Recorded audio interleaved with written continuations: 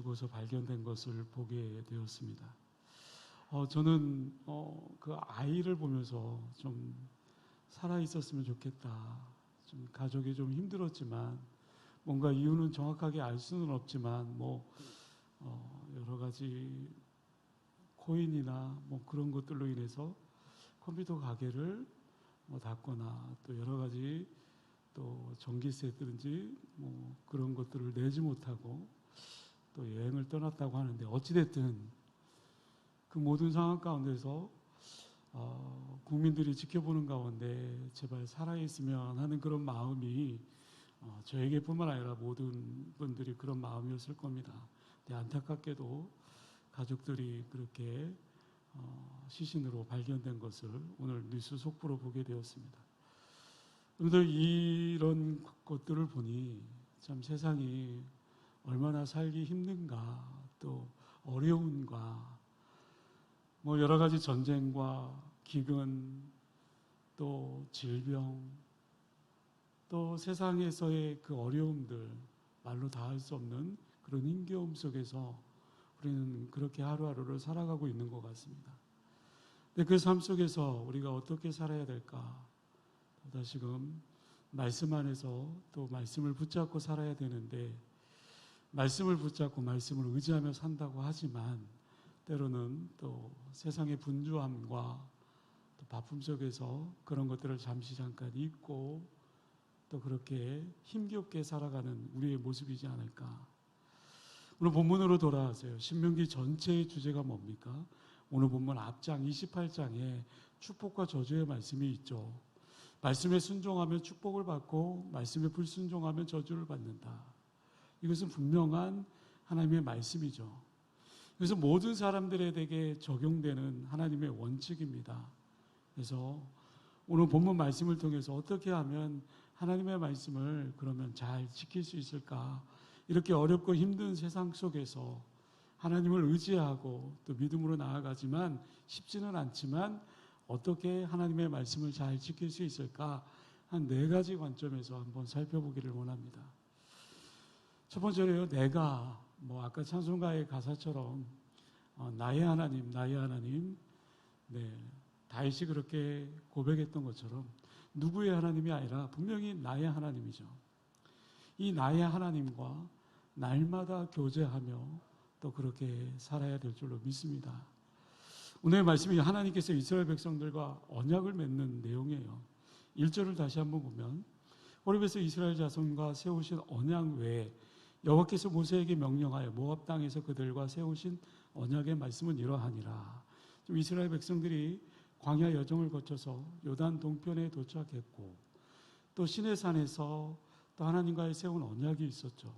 근데 이제 다시금 요단 동편에서 가나안 땅을 바라보면서 하나님과의 또 다른 그 언약을 세우고 있는 겁니다.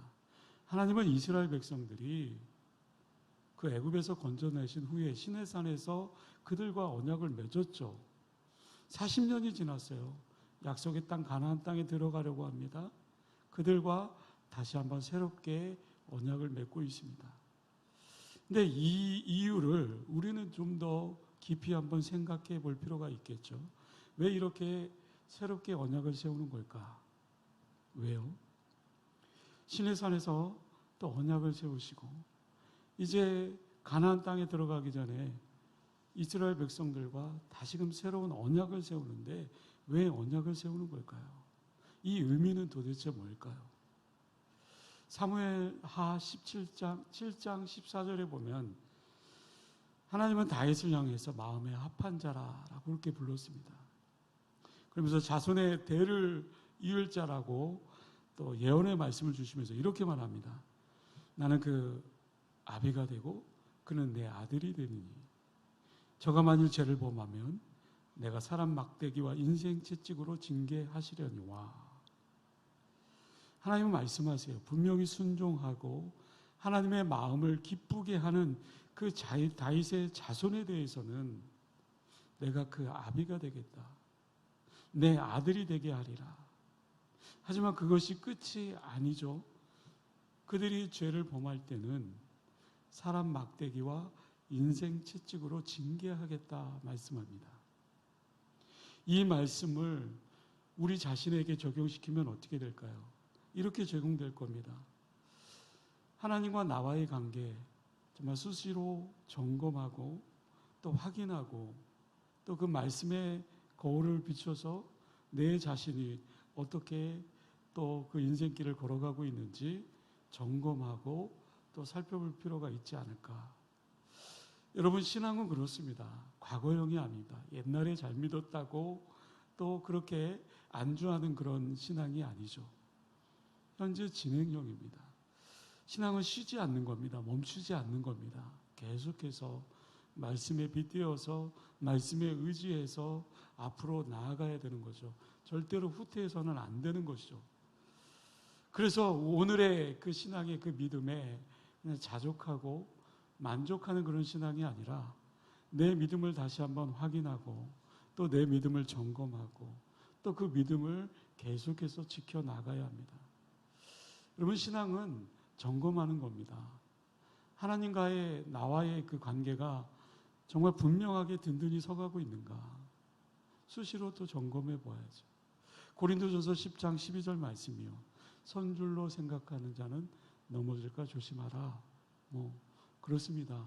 우리가 완벽하다라고 내 믿음이 정말 견고하다라고 생각되어질 수 있지만 또 그런 가운데서도 우리는 쉽게 무너져 내릴 수도 있습니다. 왜냐하면 세상이 너무나도 힘들잖아요. 아프리카에서 많은 박해가 있던 시절 신도들이 자신들이 예수를 믿는다라고 하는 것을 비밀로 해야 그럴 때가 있었답니다. 근데 이들이 숨어서 예배를 드립니다. 숲속에서 모임을 가지고는 했는데 당시 아프리카의 그 기독교인들 사이에서 자신들만 아는 그 은어를 몰래 속삭이며 이렇게 얘기했다고 합니다. 그 사람이 그리스도인인가 아닌가를 확인하는 그런 암호 신호였다고 해요. 그것이 뭐냐면 당신의 풀밭은 여전히 푸릅니까? 이렇게 살며시 속삭였답니다. 당신의 풀밭은 여전히 푸릅니까? 무슨 말일까요? 당신의 풀밭은 여전히 푸릅니까? 라는 말은 당신은 여전히 이 핍박 속에서도 신앙을 버리지 않고 여전히 그 숲속에서 하나님을 예배하고 있습니까? 그 모임에 참석하고 있습니까? 아니면 혼자라도 주님과의 그 만남, 그 교제가 이루어지고 있습니까? 여러분, 우리 스스로 내 자신을, 내 신앙을 날마다 점검할 필요가 있다는 거죠. 그래서 내 자신에게 이렇게 한번 물어보십시오. 풀밭은 여전히 푸릅니까? 여러분, 하나님의 말씀 어떻게 잘 지켜나갈 수 있을까요? 하나님의 말씀을 잘 지키기 위해서는 아까 좀 전에 얘기했다시피 하나님과의 계속적인 그 교제를 통해서 내 신앙을 점검하는 것이고, 두 번째는 그 구원의 은혜를 날마다 기억하며 살아가는 거겠죠.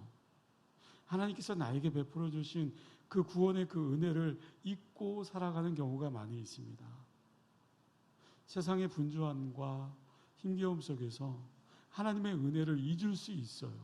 하지만 하나님께서 우리를 구원해 주셨다라는 그 기쁨과 그 은혜를 날마다 기억하며 그렇게 살아야 됩니다. 오늘 본문 5절 6절에 보면 주께서 40년 동안 너희를 광야에서 인도하게 하셨거니와 너희 몸의 옷이 낡아지지 아니하였고 너희 발의 신이 헤어지지 아니하였으며 너희에게 떡도 먹지 못하며 포도주나 독주를 마시지 못하게 하셨음은 주는 너희의 하나님 여호와이신 줄을 알게 하려 하심이니라. 모세는요, 한 가지 한 가지 하나님께서 이스라엘에게 베풀어 주셨던 그 은혜를 기억합니다. 그는 먼저 하나님께서 애굽에서 이스라엘을 구원해 내신 그 일을 이야기하고 있습니다. 그리고 광야 40년 동안 베푸신 그 은혜를 기억하라. 그들이 광야길을 걷는 동안 옷과 신발과 그 모든 것들이 떨어지지 아니하고 또 빵과 포도주 먹고 또 그렇게 지금까지 잘 건강하게 만나와 매출하기를 통해서든지 굶어 죽지 않고 그 광야의 그 어려움 속에서도 인도해 내셨던 것, 우리를 뒤돌아보면 어떻습니까? 마찬가지이지 않습니까? 그것으로 끝이 아니죠. 7절에서 9절에 보면 너희가 이곳에 올 때 헤스본 왕 시온과 바산 왕 옥이 우리와 싸우러 나왔으므로 우리가 그들을 치고 그 땅을 차지하여 루벤과 갓과 므낫세 반지파에게 기업으로 주었나니 그런즉 너희는 이 언약의 말씀을 지켜 행하라. 그리하면 너희가 하는 모든 일이 형통하리라. 하나님께서 헤스본 왕인 시온과 바산 왕인 옥이 그 전쟁에서 넘어뜨리게 했습니다. 루벤과 갓과 므낫세 반지파에게 그 땅의 기업을 주었습니다. 근데 정말 그런 것들이 바로 얼마 전에 일어났던 일들이었죠. 그런데 그것들을 잊지 말고 기억하라.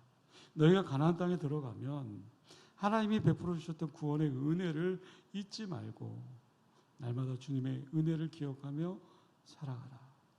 애굽에서 구원받았던 그 사건, 광야에서 정말 시시때때로 하나님의 인도하심을 받았던 것, 더 나아가서 전쟁에서 승리할 수 있었던 그런 것들을 잊지 말고 기억해라.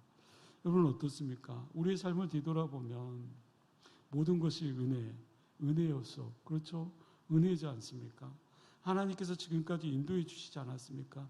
조금 힘들어서, 조금 어려워서 낙심하고 절망하고 포기하고 주님을 멀리하는 그런 인생이 되어서는 안 되겠죠.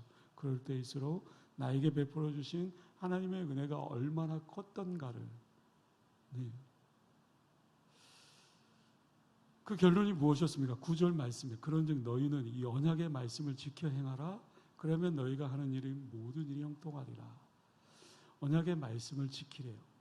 언약의 말씀을 지키기는 어렵지만 그래도 지켜야 된다. 이것이 이스라엘 백성들과의 그 새 언약을 세우고 있는 겁니다. 지금까지 우리에게 함께 하신 하나님의 그 손길을 떠올려 보고, 맞아, 하나님께서 나에게 그때 그렇게 하셨어. 그때 그렇게 나를 인도해 주셨어. 나에게 은혜를 베풀어 주셨어. 지금까지 그렇게 했으니까 앞으로도 계속해서 하나님의 그 은혜가 나에게 임할 줄로 믿고 더 주님과 가까이 나아가야 돼. 본문이 바로 그 이야기를 하고 있는 겁니다. 이스라엘 백성들과의 그 새 언약. 너희들 그때 얼마나 감격했냐. 그 정도가 아니라 너희를 감격시킨 그 하나님께서 40년 동안 세밀하게 너희와 함께 하시지 않았느냐. 그런 하나님이 앞으로 너희와 함께 하겠다. 여러분, 너희와 함께 하다. 나와 함께 하겠다. 나와 함께 하신 하나님. 나의 하나님. 나의 하나님. 네, 나와 함께 하시는 그 하나님을 더욱더 의지하며 나아갈 수 있어야 될 줄로 믿습니다. 어떻게 하면 하나님의 말씀을 잘 지킬 수 있을까? 네. 세 번째로요. 나의 믿음을 다음 세대에 전해야 됩니다. 그 믿음이 다음 세대에게 끊겨서는 안 되겠죠. 우리 교회 학교도 이제 기도하며 선생님들이 이렇게 준비하고 또 있습니다. 여러 가지 모양으로 공과책도 또 알아보고 있고, 또 그런 가운데 알게 모르게 또 새신자들이 들어오면서 또 유치부 아이들도 많아지고, 그런 가운데서 여러 가지 일들이 있을 겁니다. 교회 학교도 또 이제 나오지 않았던 친구들을 다시 교회로 또 인도할 수 있으려면 많은 에너지와 많은 시간이 또 필요할 줄 압니다. 그런 가운데서도 우리가 꼭 필요한 것이 하나님의 그 말씀을 다음 세대에게 전해야 된다는 거죠. 오늘 보면 10절에서 15절에 보면 오늘날이라는 단어가 계속해서 반복되어지고 있습니다. 지나버린 과거라고 해서 현재와 무관한 것은 아닙니다만 때로는 과거가 의미가 있습니다. 그 일을 통해서 현재를 바라볼 수 있기 때문이겠죠. 과거에 그렇게 하셨던 하나님께서 과거에만 그렇게 하신 것이 아니라 이제 과거의 하나님이 오늘의 하나님이 되어서 이제 오늘 가운데 새롭게 시작되어지는 그 가운데 믿음의 그 약속이 주어지는 거겠죠. 14절에서 15절 말씀에 내가 이 언약과 맹세를 너희에게만 세우는 것이 아니라 오늘 우리 하나님 여호와 앞에서 우리와 함께 여기 서 있는 자와 오늘 우리와 함께 여기 있지 아니한 자에게까지이니, 함께 있는 자와 함께 있지 아니한 앞으로 있을 그 다음 세대들을 이야기하는 거겠죠.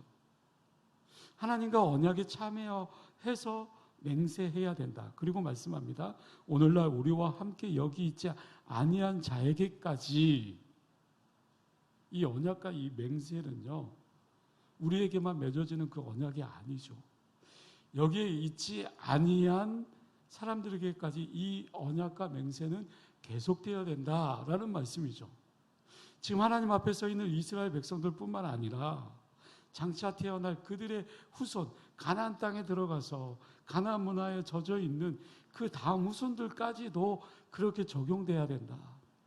그들의 후손도 하나님의 말씀을 잘 지킬 수 있어야 되고 하나님 말씀에 순종하는 삶을 살 수 있도록 해야 된다. 그러면 어떻게 해야 됩니까? 복을 받게 된다.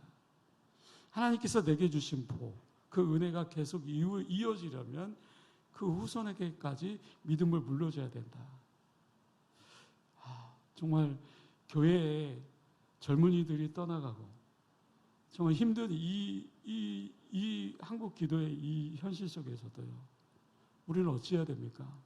다음 세대들 교회 학교를 위해서 계속해서 기도해 줘야 되고, 기도하는 것으로 그치는 것이 아니라 그들을 위해서 정말 양육하고 훈련하고 또 그들이 잘 세워갈 수 있도록 또 그 인도함을 받을 수 있도록 노력하고 또 협력해야 될 줄로 믿습니다. 참 희한한 것은요, 사람들은요, 이 교회 학교에서도 마찬가지지만 가르치면서 그 말씀을 가르치면서 배우는 경우가 많습니다. 내가 배운 것을 다른 사람에게 이렇게 가르치다 보면 공과 공부 시간에도 마찬가지고요. 그런 가운데 나에게 확신이 또 세워지게 되는 거겠죠. 다른 사람을 가르치기 위해서는 어찌해야 됩니까? 우리 선생님들 또 공과책을 보면서 또 준비해야 되겠죠. 그러면서 또 나도 스스로 많이 배울 수 있게 됩니다. 마찬가지죠. 하나님의 말씀을 또 계속해서 읽고 또 말씀을 묵상하고 또 그렇게 공부하다 보면 내 믿음의 신앙이 점점 더 성장해 갈 수 있는 거겠죠. 마지막으로 어떻게 하면 하나님의 말씀을 잘 지킬 수 있을까? 하나 더 말씀하고 오늘 말씀을 마치려고 합니다. 네, 육심과 정욕의 독초와 쓴뿌리를 제거해야 된다. 날마다 제거하는 삶을 살아야 된다. 네, 제거 기도를 하고 있지 않습니까? 우리의 정욕, 독초, 쓴뿌리. 18절에서 19절 말씀을 제가 읽어드립니다.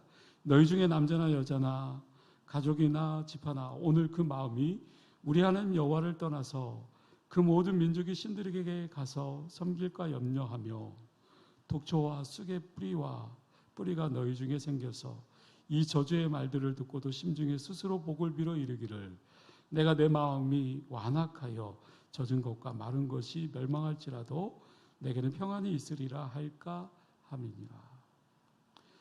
독초와 쓴뿌리라고 표현하면 이건 하나님의 말씀을 떠나서 우상을 섬기고 또 그 세상 것을 쫓아가는 그런 사람들의 그 의미를 얘기하는 거겠죠. 악한 마음을 품는 것들, 또 그런 것들이 있으면 그것이 또 우리의 삶을 또 어렵게 만들 수 있잖아요. 그들을 향해서 하나님은 이렇게 말씀하세요. 마지막으로 20절에서 21절 말씀이요. 여호와는 이런 자를 사하지 않으실 뿐만 아니라 그의 여호와의 분노와 질투의 불을 부으시며 또 이 책에 기록된 모든 저주를 그에게 더하실 것이라. 여호와께서 그의 이름을 천하에 지워버리시되 여호와께서 곧 이스라엘의 모든 지파 중에서 그를 구별하시고 이 율법책에 기록된 모든 언약의 저주대로 그에게 화를 더하시리라. 네. 한마디로 무슨 말입니까? 하나님께 친히 보응하시겠다. 하나님께서 그것을 갚아주시겠다. 네, 중요한 것은 이런 신앙의 독초, 이런 쓴뿌리, 이것을 생기지 않도록 해야 되고 그것을 날마다 제거하는 그 삶을 살아야 되겠죠. 우리의 마음 가운데 이런 독초, 이런 쓴뿌리가 있다고 한다면 그때마다 기도로 또 말씀으로 또 주님과의 그 교제를 통해서 날마다 제거해 나가야 됩니다. 그 쓴뿌리 때문에 내 믿음이 흔들릴 수도 있고 또 죄를 범할 수도 있고 하나님을 멀리할 수 있기 때문이겠죠. 하나님과의 관계, 하나님과의 그 만남, 다른 사람과의 그 관계 마찬가지죠. 결국 이 쓴뿌리가, 이 독초가 하나님과의 관계를 흐트러뜨리고 또 사람과의 관계를 무너뜨리는 그런 일이 있을 수 있기 때문입니다. 이것이 생긴다면 날마다 주님 앞에 나아가서 그렇게 제거해야 될 줄로 믿습니다. 이 쓴뿌리와 이 독초, 어디로부터 생기는 걸까요? 때로는 욕심으로 생길 수도 있고요. 때로는 정욕 때문에 생길 수도 있고요. 원망과 불평, 이런 쓴뿌리가 우리 마음 가운데 또 뿌리 내릴 수도 있고요. 미움과 분노, 이런 쓴뿌리의 근원이 될 수도 있습니다. 잔디밭에 항상 노란 민들레가 핍니다. 네, 물론 하얀 민들레도 있지만요. 그런데 가만 내버려두면 파란 잔디들이 노란 민들레가 그렇게 변하기 쉽습니다. 마찬가지입니다. 이 쓴뿌리가 우리 안에 제거되지 아니하고 계속해서 자란다면, 그것을 뽑지 못한다면 그것이 독초가 돼서 뿌리를 내리게 되고 퍼지게 되겠죠. 이런 정욕, 이런 욕심, 원망, 불평, 미움, 분노, 이런 그릇된 것들은 날마다 하나님 앞에 제거해야 될 줄로 믿습니다. 이것이 싹이 날 때 뿌리채 뽑아야 합니다. 그래야 나중에 고생하지 않게 되는 거겠죠. 말씀을 맺습니다. 오늘 본문은 이렇게 말씀하고 있습니다. 날마다 하나님과 또 교제하는 삶을 살아라. 하나님의 구원의 그 은혜를 기억해라. 내게 주신 하나님의 은혜, 그 믿음, 다음 세대들에게 잘 전해줄 수 있도록 해라. 그리고 마지막으로 이 독초, 이 쓴뿌리들, 욕심, 정욕, 미움, 분노, 원망, 불평, 이런 내 마음에 정말 어두운 것들 예수 그리스도의 이름으로 선포하고 그것을 제거함을 통해서 주님과의 그 기쁜 만남과 그 은혜를 누리며 살아가야 될 줄로 믿습니다. 하나님의 말씀을 또 순종하고 그 말씀 가운데서 주시는 그 은혜를 마음껏 누리며 살아갈 수 있는 저와 여러분들이 될 수 있기를 주님의 이름으로 간절히 축원합니다. 기도하겠습니다. 참 좋으신 아버지 하나님, 감사합니다.